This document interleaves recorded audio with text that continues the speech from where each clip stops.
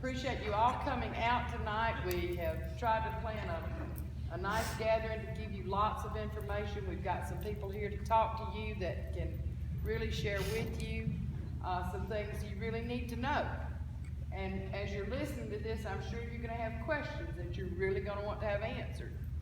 And what we're doing, in case you know someone who wanted to be here but couldn't be here, we are videotaping this tonight, so that this will be put on our website, so that anybody who's not here, we're doing this from now on with our evening meetings, so that anybody who's not here can watch the video and get the information without looking at notes or what have you. So we're going to start doing that. This is our third in sort of a series that we're doing with our parents to give them the information we feel like they need. As I said, this is something that Ms. Oldham put together, and she's done a great job of getting well-informed people, and our home committee group over here to help answer our local questions. So you pretty much have a committee here that can handle most anything you want to ask, or at least knows where to find that information from, if we don't know the answer now. So without further ado, Ms. Oldham, if you would introduce our first guest. My voice isn't here as well as Dr. Grant's. I'm so glad all of you could come out tonight, and I hope that you will leave with tons of information and you will feel like it was well worth your time.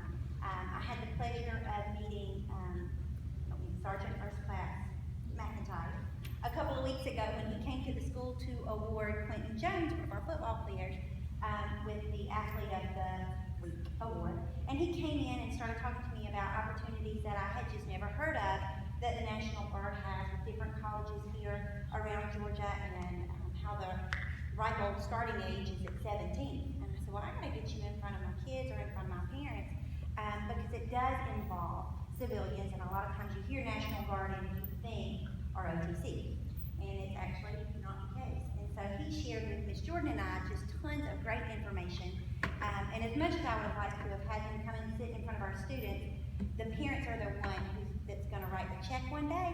So I felt like you were more important to get here, to hear what all he has to offer. And in thinking of that, I knew he didn't have kind of a short presentation, and I was just trying to think back as to who I had heard. And years ago, I met Ms. Angie Wilson, and I don't know if you were with the Georgia Student Finance Commission at the time. I couldn't remember, but I met her, and she came to help me out with the bridge law at the time, which is where the children participate in tons of career exploration activities to decide what they want to be when they grow up, or at least when they get to college, so they don't waste a lot of money deciding.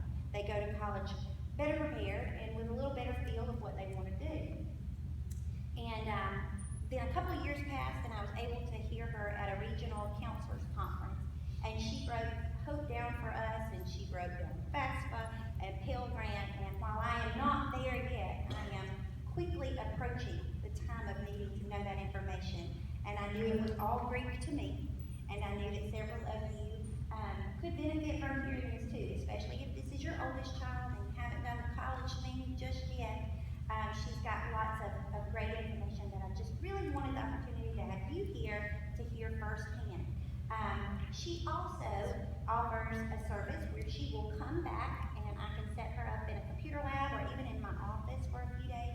So even after you hear the presentation tonight, she is more than happy to sit down with you on an individual basis, go through and help you with FAFSA or answer individual questions. And so at the end of her presentation and at the end of Sergeant McIntyre's presentation tonight, I'm going to leave a National Guard sign-up sheet out at the table that you signed in, and I will leave one for Financial Aid 101, and I'll just ask for your name and your phone number so that I can contact you and let you know exactly when they'll be here, or I can leave that information with Sergeant McIntyre, and he can contact you and help you with any information if any of these things are appealing, and I think they will be. So you are in for a treat, and I hope you leave smarter than you were when you walked in.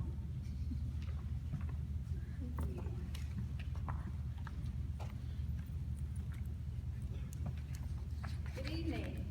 My name is Angie Wilson, as she said, and I do work with the Georgia Student Finance Commission. And you may not necessarily be familiar with who we are. We are the state agency that financial aid funds for the state of Georgia. That would include the HOPE program, Move On When Ready funds, Zell Miller Scholarship. Those are some of the programs that we administer. And just to tell you a little bit about myself, I was a financial aid director for about 12 years. And I've been doing this for about 5 years, but the most important thing, honestly, that I can tell you about myself is that I'm the parent of 2 college students and a high school student as well. So I have 2 in college, one is a junior, one is a freshman in college, and then I have a junior in high school. So I've just gone through this process as a parent and getting ready to go through it again in a couple of years. And it's a little bit different when you go through it as a parent than as a financial aid administrator. So I learned a lot going through this process as a parent. So what I'm going to do tonight is just have a general overview of financial aid, federal financial aid, and also what we offer through the state. Now we have a website. Our website is gafutures.org. You may be familiar with our website in the past. It was the old GA College 411 website. We did retire that website back in July. So our new website is Georgia Futures, gafutures.org. It has a lot of the same information that you saw in the old website. It's just has been updated, a lot of new information out there as well. This is some of the things or some of the information that you can find on our website. We have a lot of financial aid information, basic information. We have all the information on what we offer through the state, as well as federal programs, calculators. We also have a scholarship search. And it's not too early to start looking for those scholarships. If you have a sophomore or a junior, you can even go ahead and start your scholarship search. You may not necessarily be able to apply yet, but you can certainly go ahead and start getting your list together of those scholarships that your student may want to apply for. We also still have the college planning tools, a lot of information out there on college admissions, what colleges we offer in Georgia, as well as colleges across the nation, their profile on the website. We still have career exploration. And then My GA Futures for Students is an important part of the website. This is where your student can keep track of their HOPE GPA. They can also request transcripts to be sent to the colleges as well. Now, what is financial aid? Financial aid is going to be any money that you use to pay for college or career school. And these are just some of the examples of financial aid. The first 2 on the list, grants and scholarships, that's what you want to concentrate on first. You want to try to make that be the bulk of your financial aid because that's the free money. That's the money you don't have to pay back. Loans are also an option, but let loans be your last option. Let that be the last thing that you look for. Always look for the free money first. There's also work-study programs. Your student may be interested in working while they're in college and earn a part of their financial aid funds or their college funds. Now, who can get federal financial aid or federal student aid? First of all, you must be a U.S. citizen or permanent resident. You must have your high school diploma or your GED. You must be in an eligible program, and that could be a certificate, diploma, or degree program. You must also have a valid Social Security number. Now, I want to just make a note here, or just caution you, if you have seniors and you're getting ready to complete those college admissions applications and the financial aid applications, please make sure that you double check those Social Security numbers. Make sure that you get those right. Double check and triple check. Look back at the Social Security card. I've been helping students do FAFSAs lately, the last month or so. And if you get a number transposed or you get something incorrect, or if you get parent Social Security number mixed up with student Social Security number, you can have a real problem.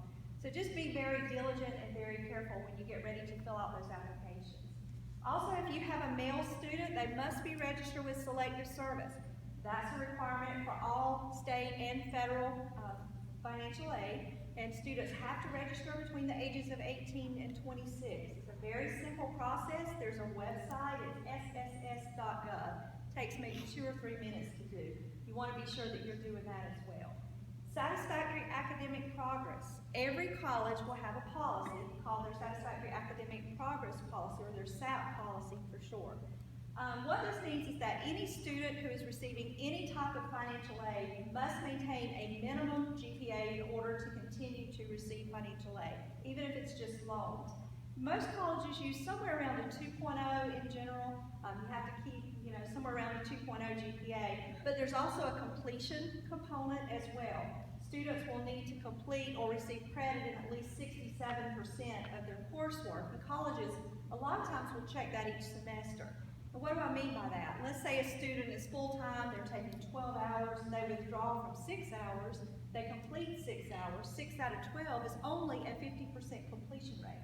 So they would be in violation of the satisfactory academic progress policy. And that catches a lot of freshmen that first year, so you want to be very aware of that policy at your particular college.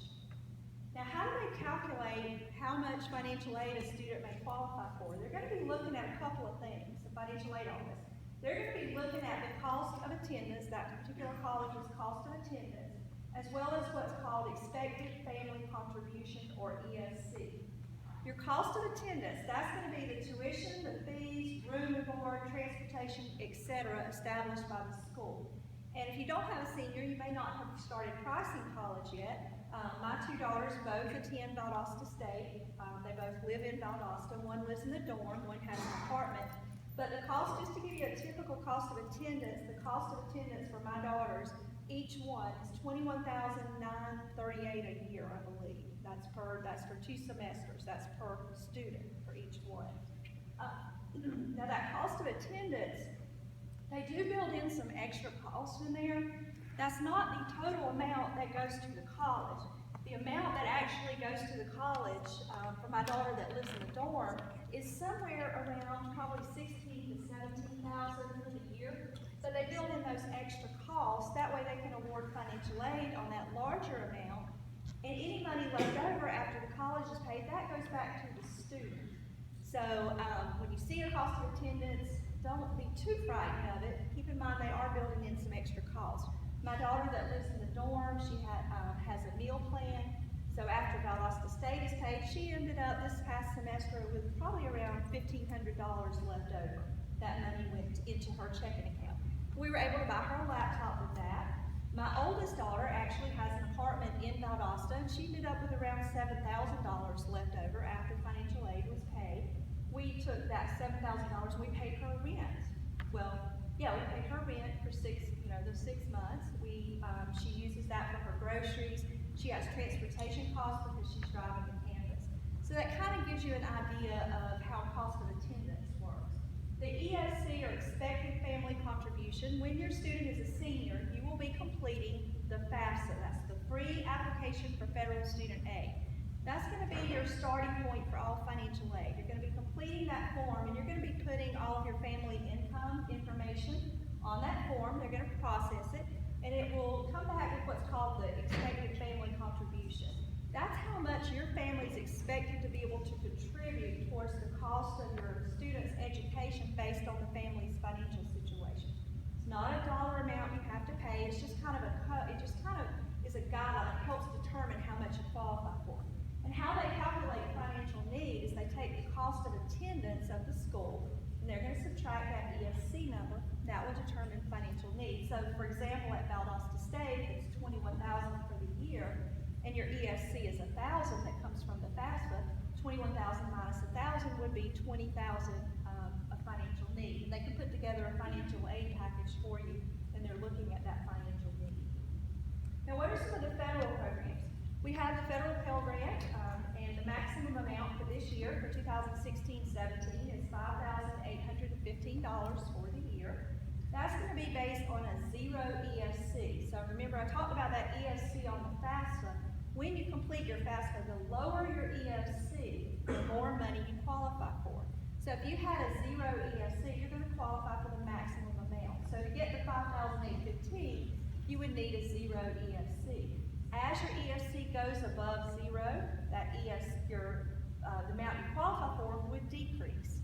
So once your EFC gets up in the 5,000, I believe it's around 5,900 range, if your EFC is 5,900 or above, somewhere in there, your student would no longer qualify for the Pell Grant.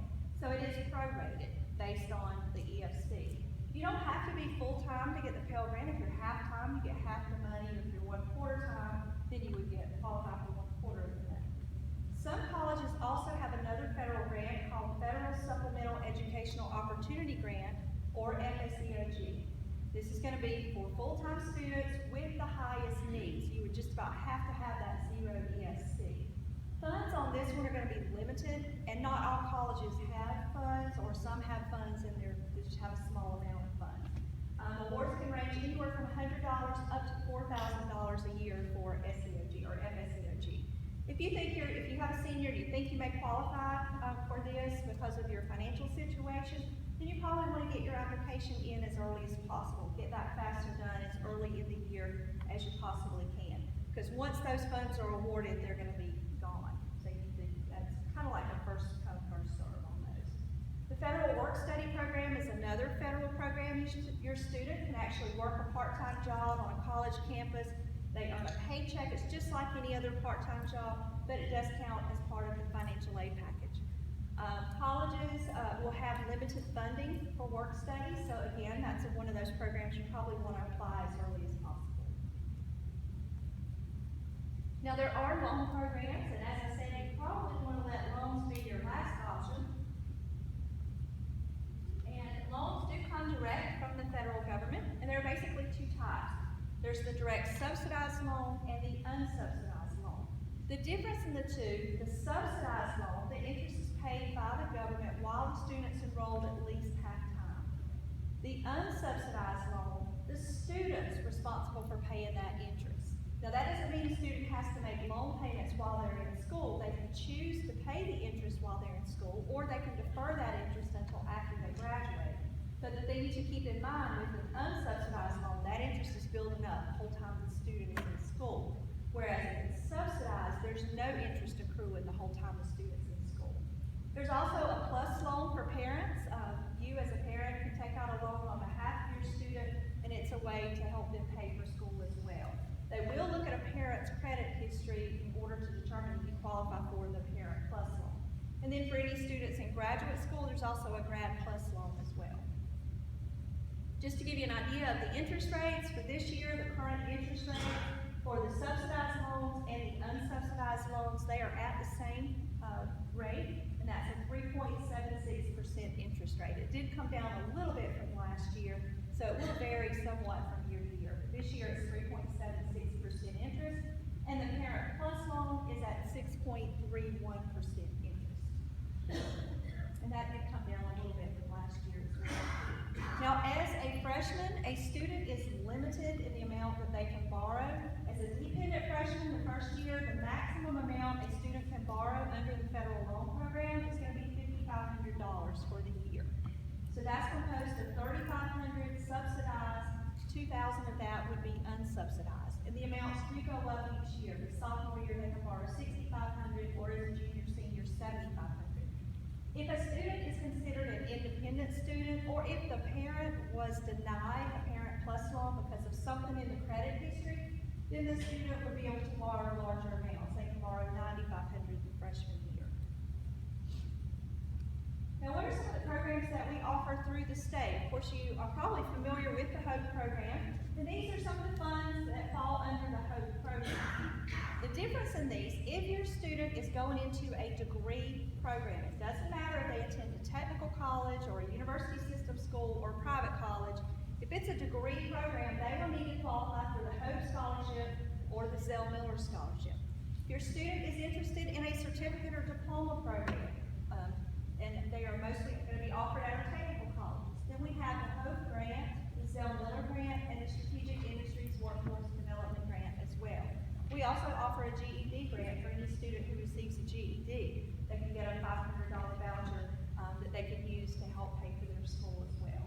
We also offer a student loan through the state of Georgia. It's called the Student Access Loan, and I don't really, not going to go into a lot of detail on this loan, but we do offer that. In addition, it's to fill in the gap where other financial aid leaves off. We do have the Student Access Loan, and our loan has a 1% interest rate, so it has a really good interest rate. There's also some cancellation options with that loan as well, and information about that is found on the GA Futures website. The basic eligibility requirements to qualify for HOPE: students must be U.S. citizens or eligible non-citizens. They must be a Georgia resident. Now, residency is going to be based on if a student is under 24 years old and is claimed by a parent on a tax return. The student's residency is the same as the parent that claimed the student. And I say that because we're sort of near the state line here.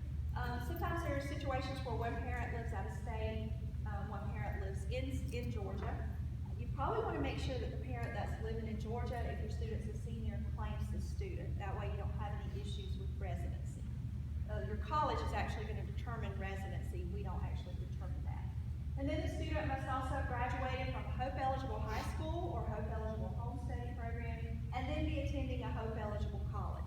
All of our University System of Georgia schools are Hope eligible, and all of our technical colleges are Hope eligible, and most of the private colleges in Georgia are also Hope eligible.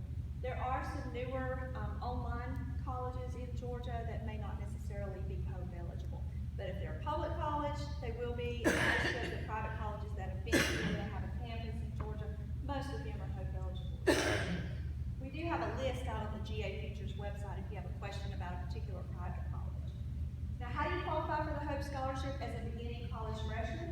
Your student will need to graduate with a 3.0 GPA.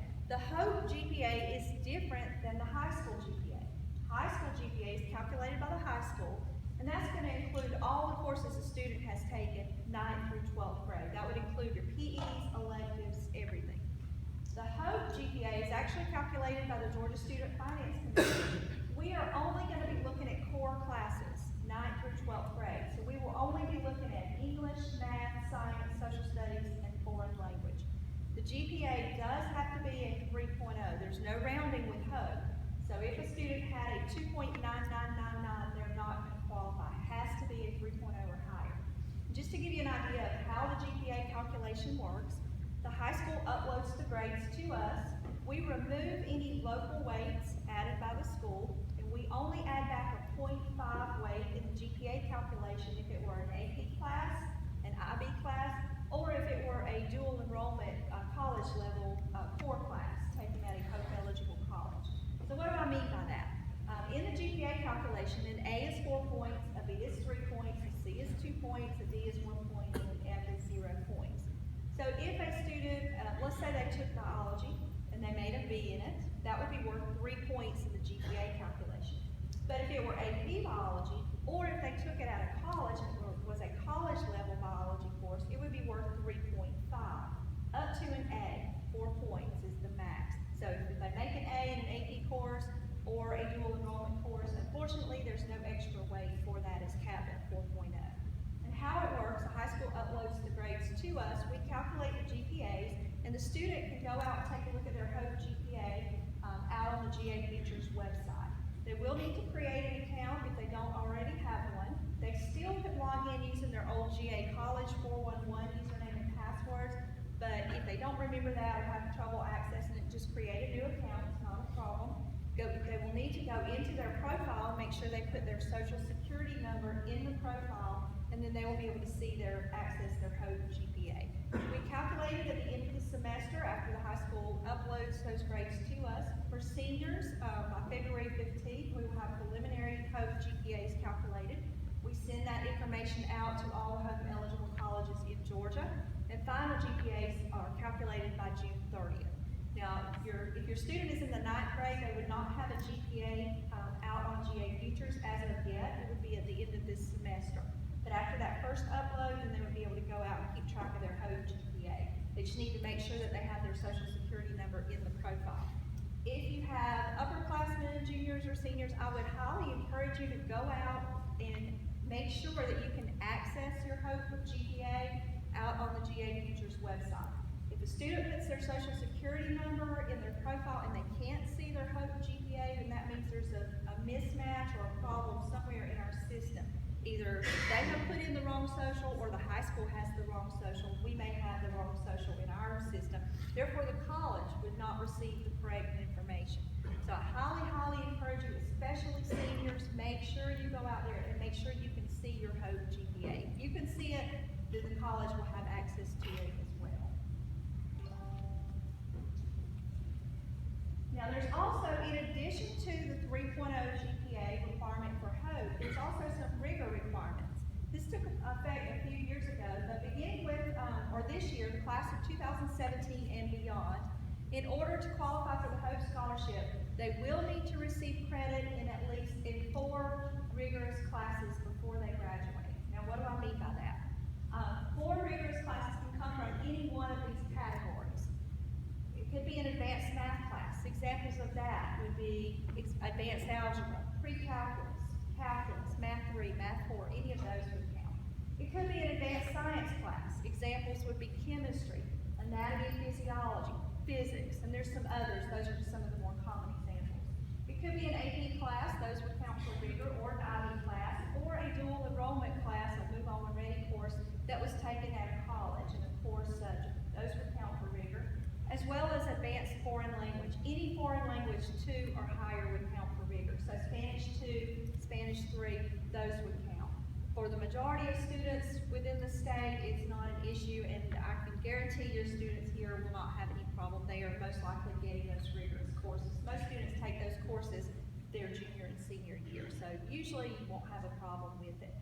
If a student goes out to their HOPE GPA report, we do let you know on that GPA report how many courses they've already received that count for rigor.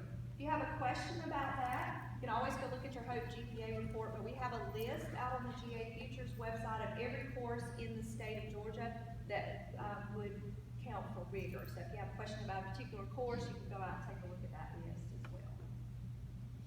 And how much does the HOPE scholarship actually pay? It does pay a portion of the standard tuition at public colleges in Georgia. Keep in mind, it doesn't pay all the tuition, and it doesn't pay anything towards fees or books or dorms or meal plan, but it pays a large portion of the tuition. The percentage that it covers at public colleges is anywhere from 70% up to as much as possibly 90% of tuition. It's going to vary from college to college. It pays a specific dollar amount at each school. We do have a chart out on the GA Futures website, so you can go out and look up your particular school and you can see the exact dollar amount that it pays. If your student attends a private HOPE eligible college within the state of Georgia, the HOPE scholarship will pay $1,968 per semester for full-time study and $984 per semester for half-time study. And this is just an example of the award chart. I know it's a little difficult to see. This example is Georgia Southern University, and the chart goes from 1 hour all the way to 15 hours. So if you are a full-time student at Georgia Southern University taking 15 hours, the HOPE scholarship will pay $2,280 per semester. And you can look up your particular school and see how much it pays. Now, how do you keep the HOPE scholarship once you are in college? A student would need to maintain a 3.0 GPA, and the colleges will check the GPAs at certain checkpoints. They're going to check the GPA at the end of every spring, and as well as when the student crosses 30 hours, 60 hours, or 90 attempted semester hours. At those particular checkpoints, they will check the GPA. Student would need a 3.0 to continue. If a student loses the HOPE scholarship, they have the opportunity to gain it back one time, but if they lose it the second time, then they would no longer qualify. Also, those students who do not graduate as a HOPE scholar, maybe they have a 2.9 GPA and didn't quite make it, once they get to college and have attempted 30 semester hours, if they have a 3.0 GPA at that point, then they would become eligible until the next checkpoint. The Zell Miller Scholarship, if your student is the valedictorian or salutatorian of the high school, they are automatically eligible for the Zell Miller Scholarship. Your student would also be eligible if they have a 3.7, if they graduate with a 3.7 in their core classes. Again, that's 9th through 12th grade. And they have one of these two test scores. They would need a 1200 SAT score if they're taking the new SAT score. If it's the old SAT, it would be a 1200 in reading and math, a combined score just in reading and math. Or a 26 on the ACT. Now they do need to get those test scores in one test sitting, and they would have to get those test scores before they graduate high school. So again, they would need a 3.7 and either 1200 SAT or 26 ACT. Now with the Zell Miller Scholarship, you have to earn this one from high school. If you don't earn it from high school, you would never be eligible for it going forward in the future. Unlike HOPE, you still may earn in college, but Zell Miller you would not. And what's so great about the Zell Miller Scholarship is that it pays 100% of the standard tuition at public colleges in Georgia. So if your student goes to Georgia Tech, it's going to pay 100% of the standard tuition at Georgia Tech or UGA or whatever college that you attend. If your student attends a private HOPE eligible college within Georgia, the Zell Miller Scholarship will pay $2,174 per semester for full-time study and $1,087 per semester for half-time study. How do you maintain the Zell Miller Scholarship in college? A student would need to keep a 3.3 GPA, and they're gonna check it at the same checkpoints as with HOPE. That's gonna be at the end of every spring semester, and after the student has attended 30, 60, and 90 semester hours, the student would need that 3.3 to continue. If the student loses the Zell Miller Scholarship, they can gain it back one time, but if they lose it the second time, then they would no longer qualify. Also, a student may lose the Zell Miller Scholarship if they're less than a 3.3, but if they have at least a 3.0, they would become eligible for HOPE. So they can't get both, they either get Zell Miller or HOPE, but if they lose Zell Miller, they still may possibly qualify for the HOPE scholarship. And then once a student has attended 127 semester hours, they would no longer qualify for either one of the scholarships. Then it takes about 120 hours to get a 4-year degree, so there's not a lot of extra hours there to kind of play around with. Also, I want to point out that if a student has taken any Move On When Ready courses or college dual enrollment courses before high school graduation, those hours don't count in the 127 hours.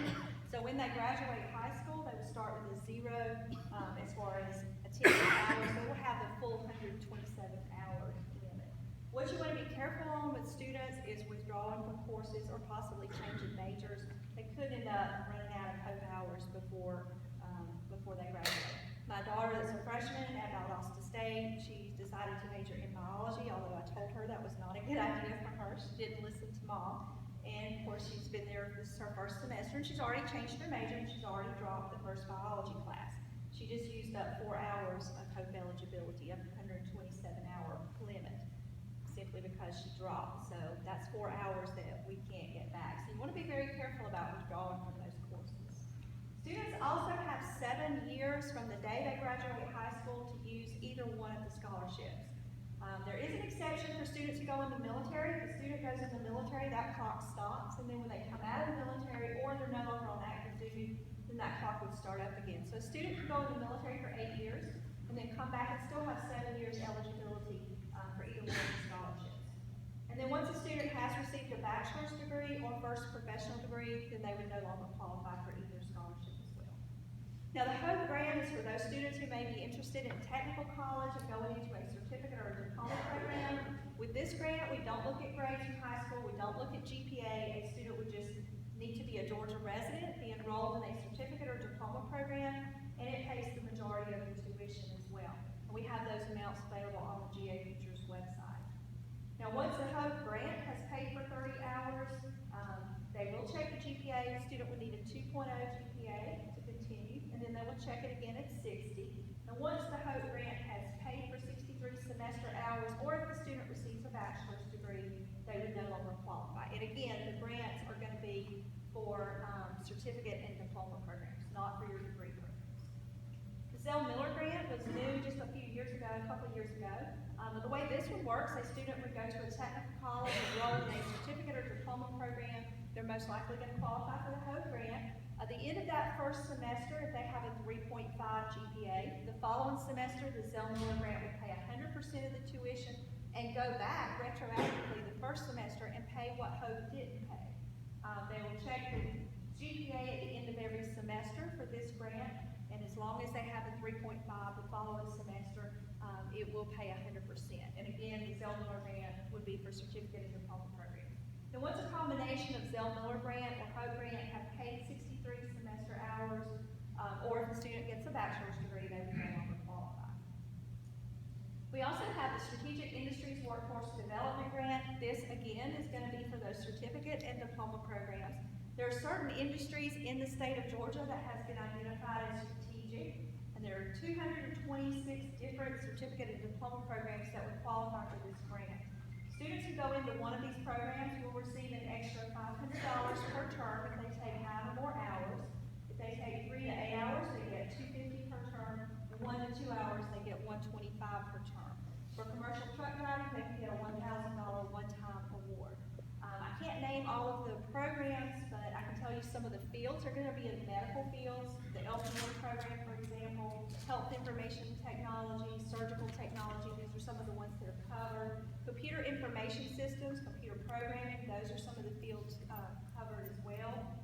early childhood care and education diploma program, diesel mechanics, welding.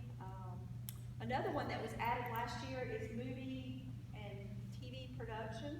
Apparently that's a strategic industry in Georgia, I guess, because more and more industries or filmmakers are coming into the state and filming television series and movies here, so we need folks to go into those fields. If you have questions about what other fields are covered, we do have a complete list out on the GA Futures website. And again, this grant it's free money, and it's in addition to the HOPE grant or the Zell Miller grant or the Pell grant or any other funds that the student may be receiving. These are some other programs that we administer through the Georgia Student Finance Commission. Our new one this year is the Georgia National Guard Service Cancelable Loan, and I probably let you talk about it, because I don't know all the qualifications. This one's brand new, so I think we've just gotten it out there on the website recently. We have it at Georgia Military College. There's a service scholarship there. The scholarship for engineering education for minorities was our new one last year, and that's it covers engineering, and I believe there's either 4 or 5 colleges in Georgia that have engineering programs. The tuition equalization grant, if your student goes to a private college, this is an additional amount of money that the student may get. It's not a lot of money, but it will definitely help if you're going to a private college. And then at the University of North Georgia, we have military scholarships and some ROTC grants that we administer as well. And again, if you want more information about any of these programs, it is available out on the website, on the GA Futures website. Now, filling out the FAFSA, this is going to be your starting point. If you have a senior, you really need to pay attention to this. If you have a student that's not a senior yet, you still want to pay attention because it's coming up soon for you. You will want to go to the FAFSA.gov if you have a senior. You're going to be filling out the FAFSA. Make sure you go to the .gov website.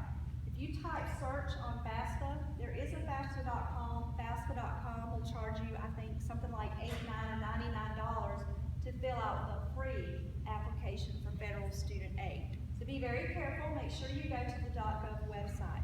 Also, you want to be very careful if you're applying for scholarships or loans or some of these things, especially scholarships and grants, and they ask you for a bank card number or a credit card number. You probably want to be very careful about that. I would not give that information out. You shouldn't have to pay a processing fee to apply for a scholarship. There's a lot of scams out there, so please be very, very careful about that. There are some changes for the FAFSA. So if you have a senior, this applies to you. In years past, when you filled out the FAFSA, you had to wait until after January 1st, and you had to wait for the parents to complete their tax returns before you could go in and fill out a FAFSA. That has now changed this year. This is the first year of this change. The FAFSA opened up on October 1st, and the FAFSA will from now going forward, will always be based on income that's 2 years old. So if you have a senior that's going to be starting college in the fall, in August, then you can go ahead and complete the FAFSA now. You're going to be completing the 2017-18 FAFSA. The 2017 FAFSA will be looking at 2015 income. And then your 2018 FAFSA will be looking at 2016 income. So from now forward, the income will always be 2 years old. So hopefully you've already completed those taxes. You should be able to go out and go ahead and complete that. You will need to complete a FAFSA each year, the same time each year. So when you complete it this year, keep in mind you will have to complete a new FAFSA each year. FAFSA deadlines, you want to check with your college to see when their financial aid deadline or their FAFSA deadlines are. Colleges have deadlines that are all over the place. Some are earlier than others. Some are February 1st or March the 1st. Valdosta State, for example, they're April the 1st. ADAC, I believe, is June the 1st. So they're going to vary. So you want to go on your college's website, go into the financial aid section of the website, and see when that financial aid deadline or that priority date. So keep in mind also, if you complete the FAFSA tonight, let's say you go home and do the FAFSA, don't call the financial aid office tomorrow and ask them how much financial aid your student's going to get in the fall, because they probably want to hang up on you. They're not going to process those. Their processing is not going to change. They're still going to be processing in the spring. So you may go ahead and fill out the FAFSA early, but that doesn't mean that you'll hear anything any earlier. They still will most likely be processing in March or April. Also, don't get your scholarship deadline confused with your financial aid or FAFSA deadline. Colleges have a lot of scholarships that they offer, And usually the deadline for that is a bit earlier than the financial aid deadline. For example, at Valdosta State, I believe they had over 100 scholarships. Their scholarship deadline was March the 1st, but the financial aid deadline was April the 1st. Don't miss that scholarship deadline as well. I know AVAC, they had over 120 scholarships, I think, and their deadline for scholarships was March the 1st. But their financial aid deadline was June the 1st. So do keep that in mind as well. Don't miss out on the scholarships. This is what you're going to need to complete a FAFSA. You will need, of course, those social security numbers. You're going to need parents' social security numbers as well as students. You're going to need tax information. This would be from the 2015 tax year. You may need your bank statements or investment records. It will ask you some questions. What is your current balance of cash, checking, or savings? So you would need that information. Records of untaxed income, you'll need to know any amounts, like if you receive child support or disability or something like that. You're also going to need an FSA ID to sign the FAFSA. This is new, or, well, I say new, it's been around a couple of years now. If you've ever done a FAFSA as a parent in years past, you had an old PIN number. PIN number is now gone away and it's replaced by a user-created username and password. And this is how you're going to sign the FAFSA. Now, as a student, the student will need an FSA ID and the parent will also need their own FSA ID. And these are just some tips here. Make sure, whatever you do, don't get the information crossed up. Do not use the same email. Student will need to create their own FSA ID using their email. Parent will create their FSA ID using their email, and do not use the same email. And when you create your FSA ID, please, please, please, can't stress this enough, write it down somewhere because you will need it next year and the following year and the year after that. And it's not an easy username and password to remember. The password is kind of tricky. It's got to have uppercase, lowercase, numbers, and special characters. So it's not something that's real easy to, and it can't have your name in it. So it's not real easy to remember. So make sure that you write that, when you create that, write it down. I've been working with parents for the last few weeks and students. They'll create it and then 5 minutes later get ready to sign the FAFSA and can't remember what it was. So make sure that you are capturing that information somewhere and keeping up with it.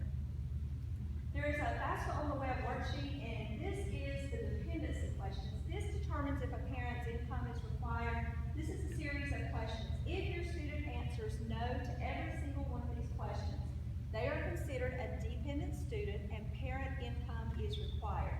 A student would need at least one yes somewhere up there to be considered independent. But if all the answers are no, then the student would be dependent and parent income is required. Who is considered a parent? A parent is a biological or adoptive parent. Keep in mind, grandparents, aunts, uncles, brothers, sisters, relatives, friends, doesn't matter who claims the student, though that person would not be put on the FAFSA. It has to be a biological or adoptive parent. If you have one of those situations where maybe the student lives with the grandparent, then probably there's going to be a yes answer, maybe in legal guardianship or foster care or one of these, there would be a yes answer. Keep in mind, if you answer yes to one of these questions, the college will verify that. You can't just say, well, you know what, my parents make too much money, so I'm just going to put that I'm homeless. The college, I promise you, will verify 100%. You better walk in there carrying all your possessions on your back because they will verify that. So make sure that you're filling this out correctly because the college will go back and verify all of this information. Another question we get frequently, parents are divorced. Which parent do I use? Do I use mom or dad? The answer to that question is whichever parent provides the most support, and that's generally going to be the parent that the student is living with. So if the student lives with mom, generally mom provides the most support. If mom is remarried, it would be mom and stepdad's income. That would be the parent, that would be the income information that you would use. There is an IRS data retrieval. If you've ever done a FAFSA in the past and have not used this, it's very, very easy. You're going to click a link and it's going to go out to the IRS and it's going to pull your tax information in and put it in the FAFSA for you. So when you go to those pages, it'll say transfer from the IRS. It's real easy. Make sure that you use this link. If you're doing this, your income is official. It's coming from the IRS. The college is not required to verify it any further. If you don't use this link, and it's easy to skip over if you don't click on that link, sometimes students and parents miss it. But if you don't use this, the colleges are required to verify the income information. You have to contact the IRS and then you have to request an official transcript be sent to you. That's what you have to present to the financial aid office, so make sure that you're using this.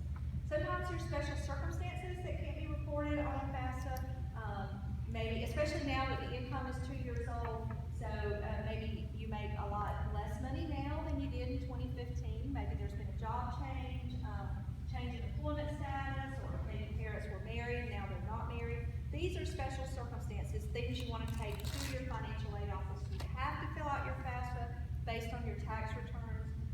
You can't make any changes to your income, but the financial aid office can. So you take documentation in, and they can make those changes for you. These are some additional resources. GAFutures.org, again, is our website. GSFC.org is our agency website. FAFSA.gov, that's your big one if you have a senior. If you have juniors or younger, you don't have to worry about the FAFSA yet. You will complete a FAFSA beginning in the fall of the senior year. So make sure that you're going to the .gov website. StudentAid.gov is another good website. It has a lot of information on federal financial aid, loans, and grants as well. A lot of good information there. And we're here to help you. I'm one of 8 representatives that work across the state. I do cover all of the area in South Georgia, so that's my pink area down here. I live in Waycross. But this is my contact information, and I'm always glad to be of assistance to answer any questions. You can email me. My email is ngw@gsfc.org, or my phone number is 678-495-8101. I do work out of my home, but I do have my work phone with me most of the time. Please feel free to call me or email me if you have questions. We also have an 800 number, and the 800 number is printed on the brochures. If you picked up some of the brochures from the table when you came in, our call center is located in Atlanta. They're open Monday through Friday, 8:30 to 5. If you have any questions about HOPE, about your student account, anything like that, any questions about financial aid, they can help you. Parents, I do want to caution you, if you call me or if you call our 800 number and your student is 18 or older, we can't really tell you anything about if they qualify for HOPE or not. Because of a law called FERPA, Federal Educational Right to Privacy Act. Once your student's 18, they have to give us permission to talk to you. So don't get mad at us, that's federal law. So if you call, you ask, is my student going to qualify? We can't tell you that unless we have their permission. So you keep that in mind. We are social, you can follow us on social media, and our mission is to promote and access education beyond high school for Georgians, and that's what we're here for. So we're always glad to help. And that concludes my portion of the presentation. I'm going to let you go. Are there any questions while I'm getting this presentation ready? Are there any questions about anything that I talked about? Anything I covered?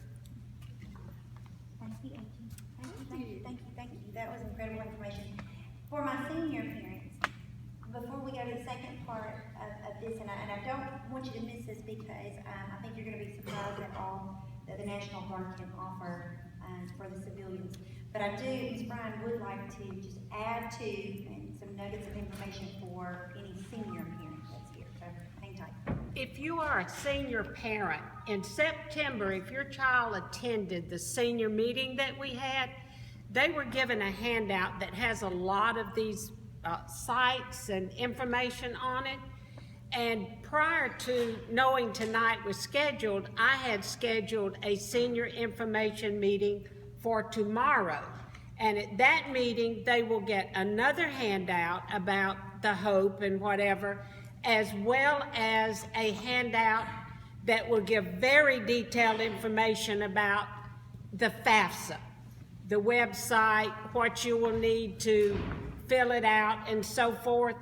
And as I love them dearly, I can tell you that many times they do not share with you what I share with them. So just telling you, be sure and ask for those things.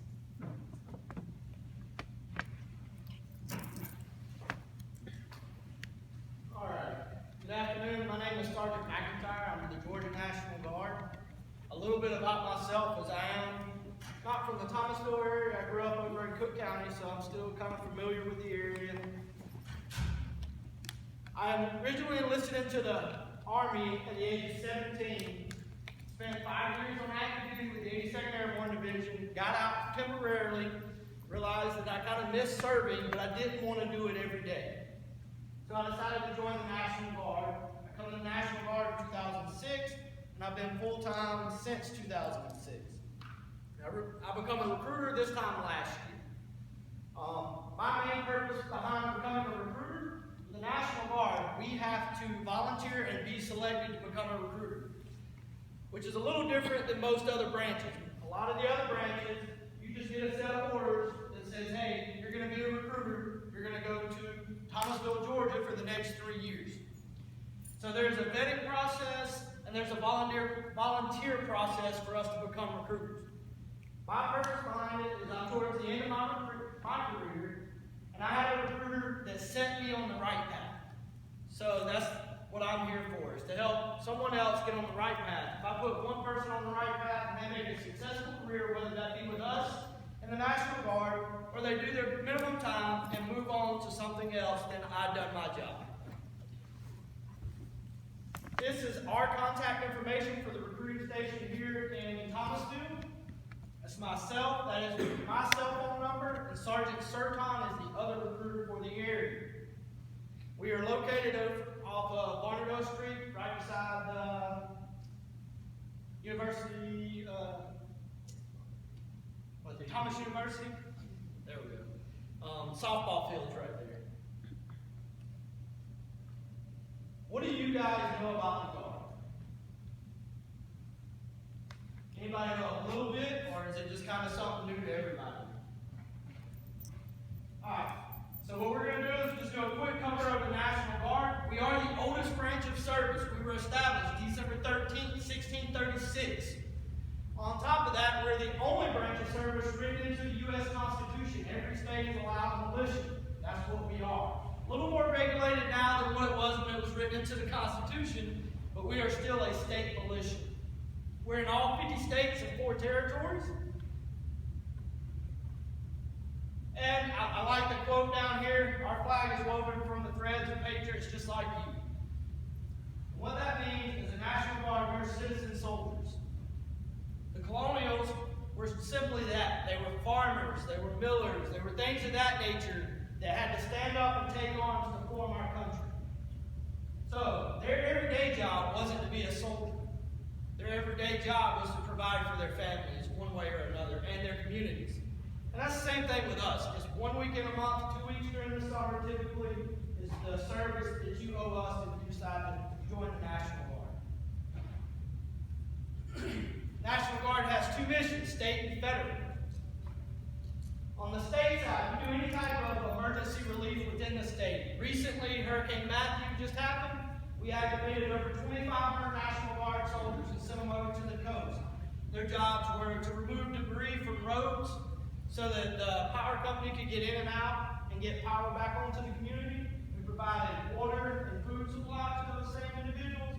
And then we also pulled security on businesses and things of that nature to prevent any type of looting or anything. Civil disturbance. We don't get a lot of it nowadays. We have seen it over the country over the last couple of years.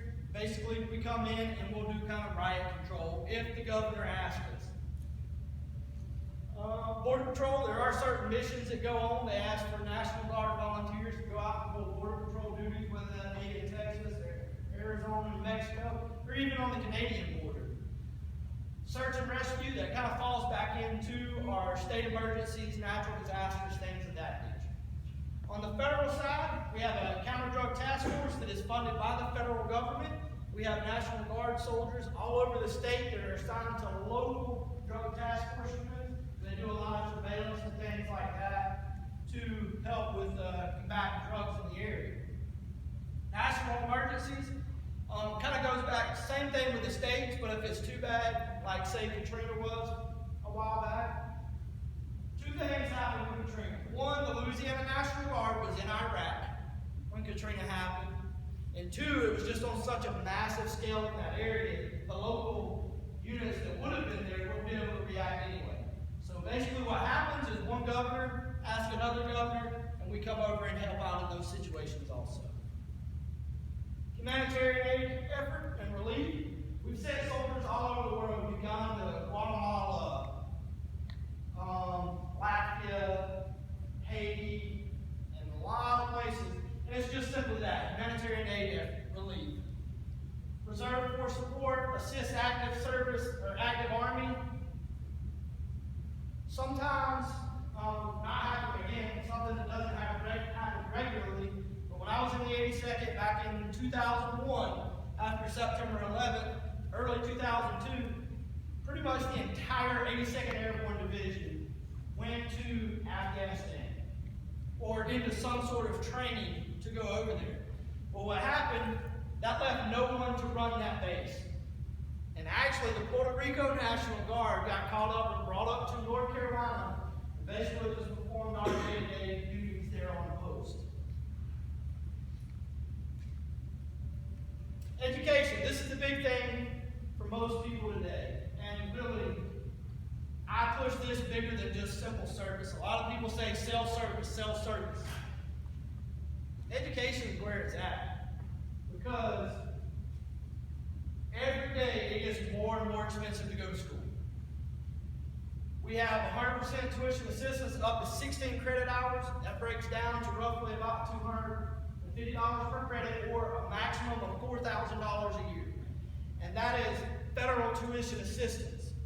So what the state of Georgia done, as Ms. Angie said, the service cancelable loan comes in now.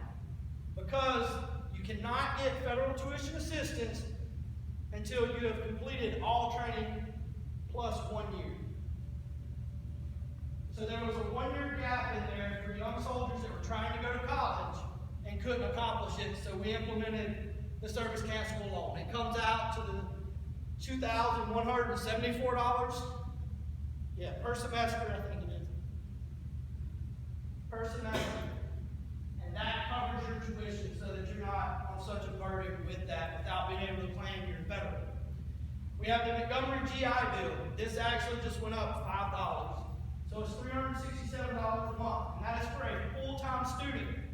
You get this as soon as you are 100% qualified as a soldier, meaning you've completed basic training and you've completed your job training or advanced individual training. GI Bill kicker, it says up to $350. The average person, if they get the GI Bill kicker, it's all based on your ASVAB score and certain other things as far as, how many jobs are vacant in that skill. But that is $200 a month for the average person. If you're in a ROTC commissioning program, it goes up to that $350 a month.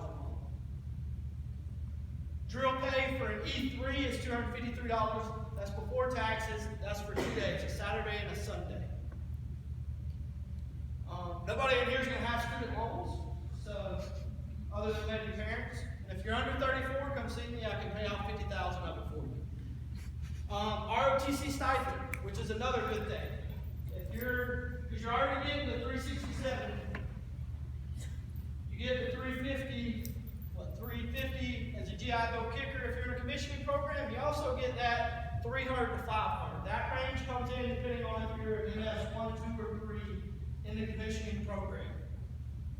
Any school, any degree other than the ROTC portion, because only certain schools have Army ROTC programs. So it doesn't matter if you want to go to Southern Regional Technical School here, or if you want to go to the University of North Georgia up in Nevada. We're still going to pay out the same benefits. Another thing I like to touch on is everything that she talked about earlier, the grants, the scholarships. None of that is affected by what we give you and vice versa. Just because you get a scholarship or a grant from somewhere else doesn't mean we're going to take money from you. You're just going to continue to get more money.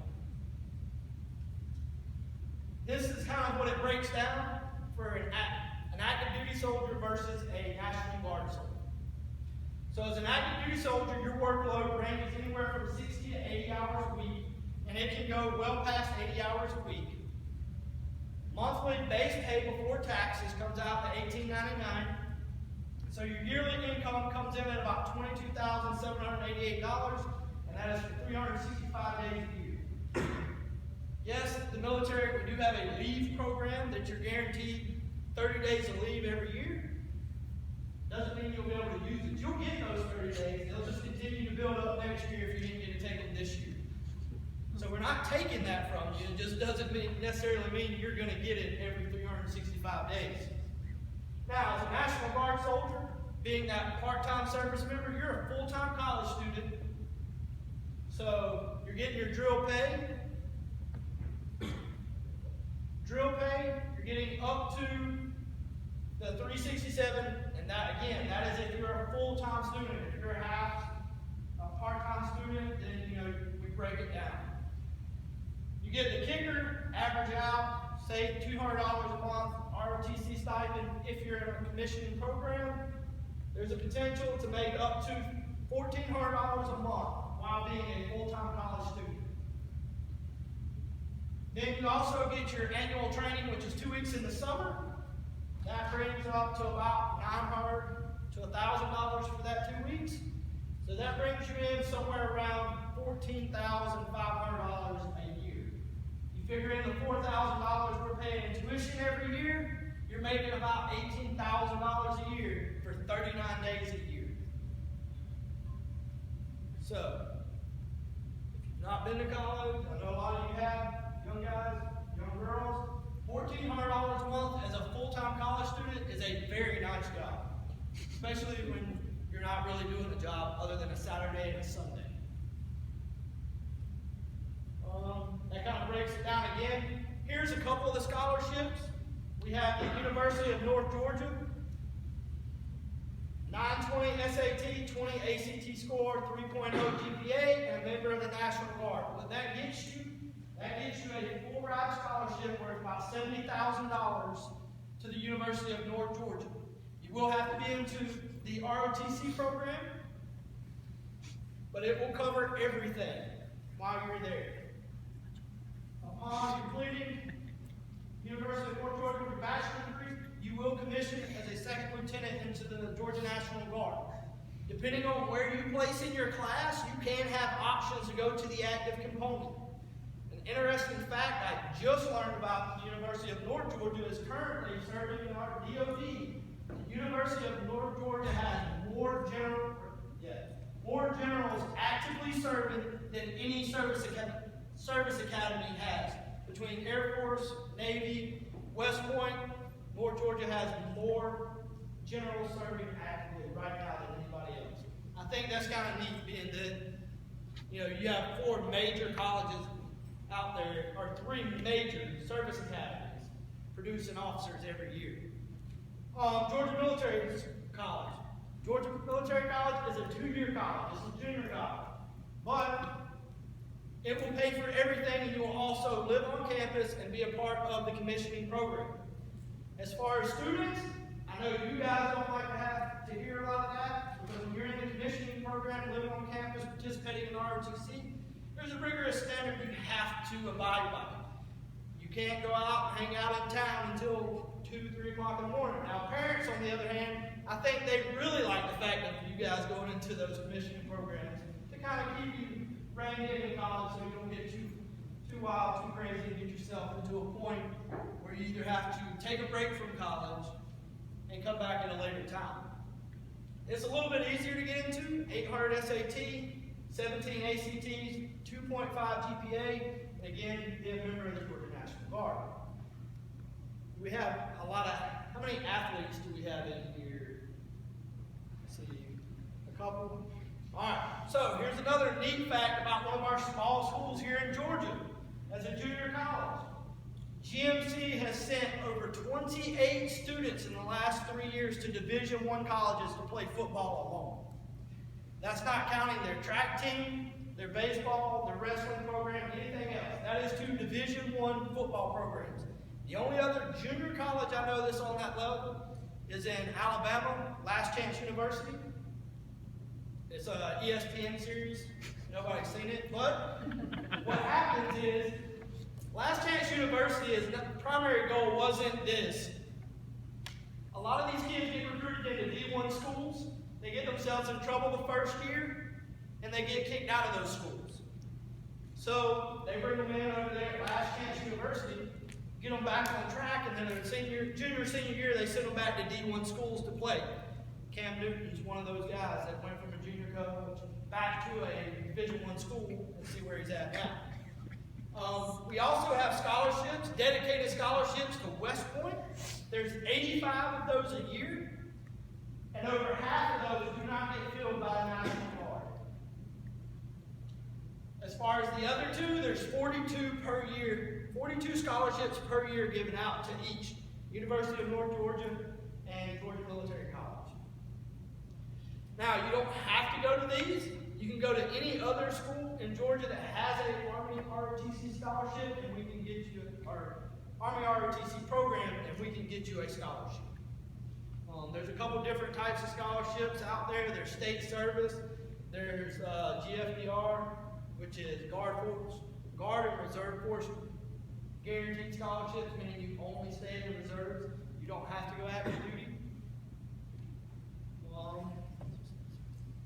Service cancelable loan, we've already hit. And to maintain and stay current with the service cancelable, I was just reading, is only a 2.0 GPA. What happens is if we pay that out for you, you show up to drill like you're supposed to, do the things that you're required to do as a soldier, and maintain a 2.0 in college, and that loan becomes a grant. It doesn't have to be paid back.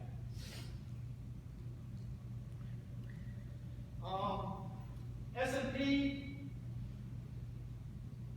not going to go real in detail. Basically, the big difference here is instead of being an E3, you get paid as an E5.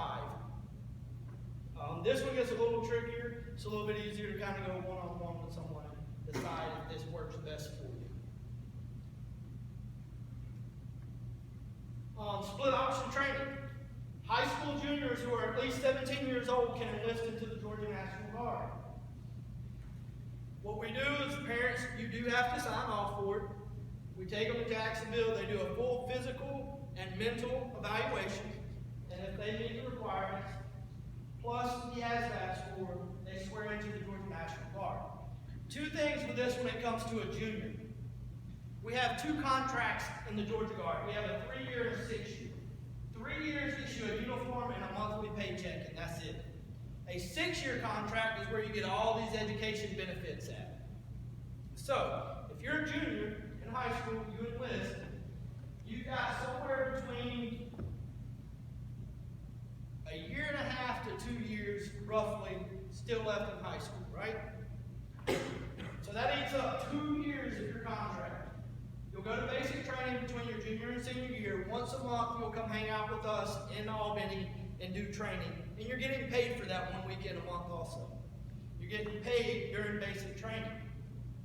You come back, you do your senior year in high school.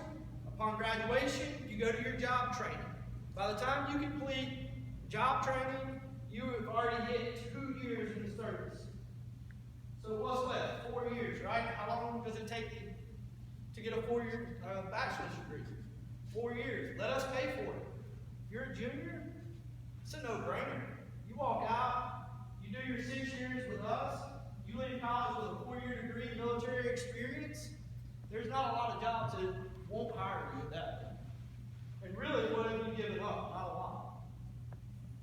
a lot. One thing to hit on is if you are in a commissioning program, one of the ROTC programs in college, you are non-deployable. Meaning that if another war was to break out, you would not, no one can make you go.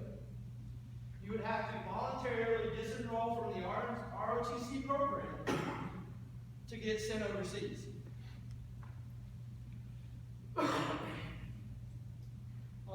Again, you must be on track to graduate. You know, if you're failing in classes, we can't do much for you. Parental consent. You'll attend basic training between junior and senior year, receive around $4,300 pay and full benefits. Anytime you're in a training setting, you have 100% medical, 100% dental insurance. So if anything happens to you, that's covered. Receive pay for your attending drill, which is that 1 weekend a month.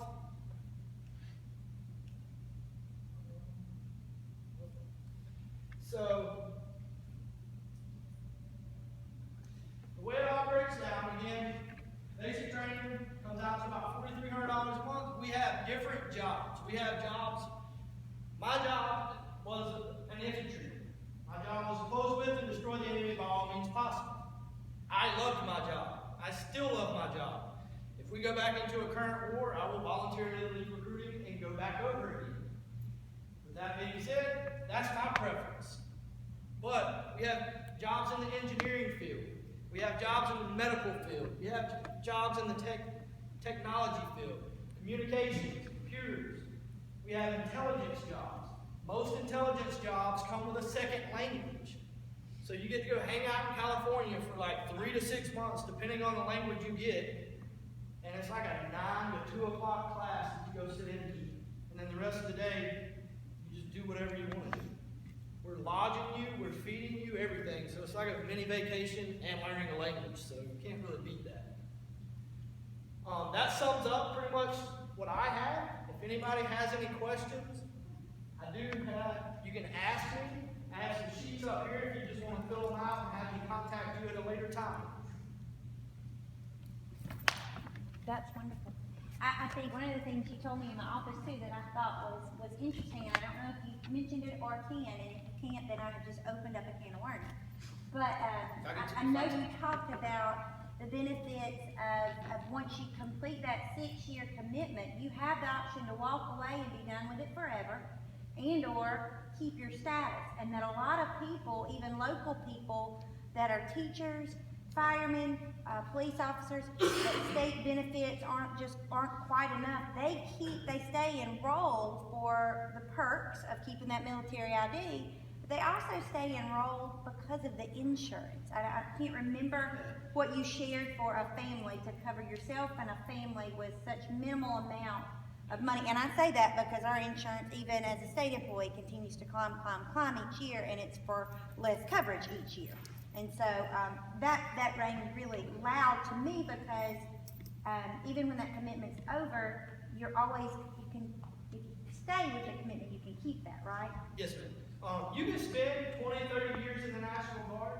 You can retire from the National Guard. The big difference from us and retiring from an active service is you don't get a paycheck the following month after retiring unless you have 20 active federal years of service, which means 365 days multiplied by 20.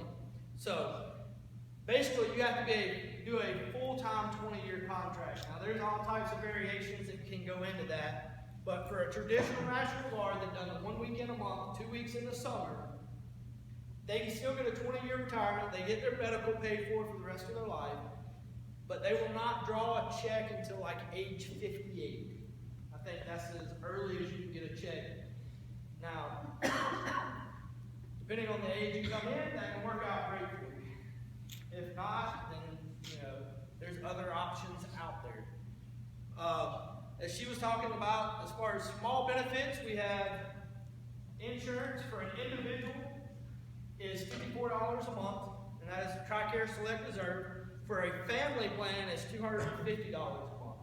I think it's like $254 and some change, but it's not that bad when you break down what it costs to have medical insurance on the civilian side. We also have dental coverage. I think it's like $39 a month.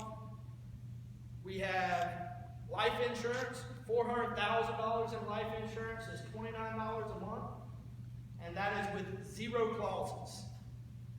So I know a lot of the parents know what I'm saying with these things, especially when it comes to 0 clauses. So there is no clauses to our insurance. If something was to happen to someone that enlisted in Jacksonville today, if they were on their way home, if they raised their right hand and signed that life insurance form, if something happened to them on their way home, the family or whoever they gave those benefits to, it would still pay out these benefits to them. So life insurance, dental insurance, health insurance. Military ID card will get you a lot of things too. A lot of people don't realize it gets you access to a military installation. PX, commissary, things of those nature is all tax-free on post. There's certain vacation packages you can get through the MWR. Space Aid travel is another big one. Space Aid Travel allows you, if you have a military ID, you can go over to Moody Air Force Base, find out when and where they have flights going, and if they have space available, you can fly for free. It don't cost you anything. I had a friend of mine fly from Alaska to Hawaii. Didn't cost her anything. She rented a camping spot on the beach in Hawaii at Bellows Airfield for a week, and that was like $30. And then everything else, she just got to go have fun in Hawaii for a week, and it cost her less than $100, minus her extracurricular activities that she decided to go do. But that was a free vacation in Hawaii. How many people will ever get to do that? Throughout my time in the National Guard, I've been to Germany, I've been to Alaska, I've been to Hawaii, Korea, I've been to about 40 to 45 of the states, and then as far as overseas combat deployments, I've been in Afghanistan, Iraq, Tajikistan, Uzbekistan, Turkey, pretty much anything that borders Iraq or Afghanistan, I've been in those countries. So, any other?